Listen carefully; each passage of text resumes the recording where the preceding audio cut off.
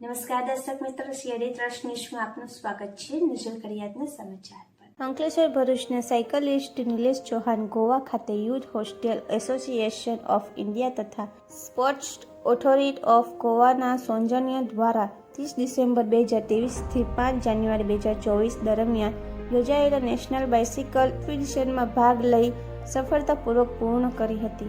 અંકલેશ્વર ભરૂચના સાયકલિસ્ટ નિલેશ ચૌહાણે જણાવ્યું હતું કે ગોવાની આ નેશનલ બાઇસિકલ એક્સપિડિશનમાં ભારતના અલગ અલગ રાજ્યોમાંથી સાયકલિસ્ટો આવે છે અને તેમની સાથે સાયકલિંગ કરવાનો યાદગાર અનુભવ મળે છે.